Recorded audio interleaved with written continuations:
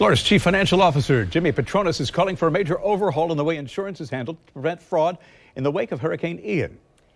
News 4 Jax reporter Ashley Harding is joining us now live. And Ashley, Patronis says that he plans to introduce new legislation.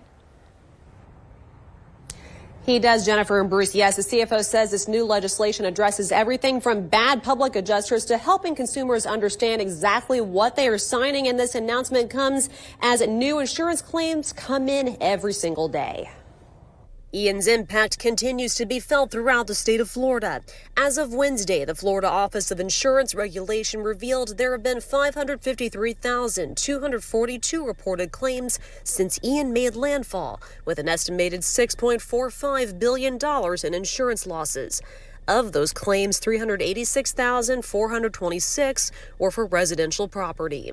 With that, Florida's Chief Financial Officer Jimmy Patronis says he has a plan to put the brakes on fraud in wake of the storm. Public adjusters come into the market, and there's good public adjusters and there's bad public adjusters.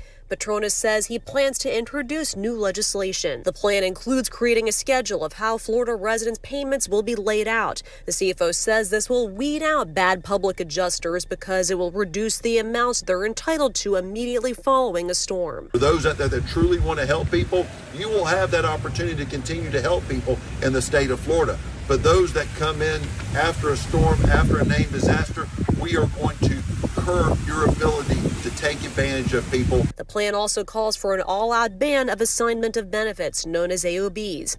AOBs are an agreement that transfers insurance claims rights or benefits of the policy to a third party.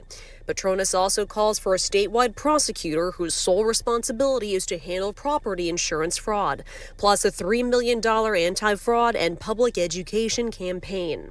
The CFO also highlighted the anti-fraud homeowner squad, which was put into place last year. Since Ian's impact, Patronis said the squads have already checked in with 7,000 people, contractors, and businesses to check for licensure, also follow up on fraud leads, and open investigations.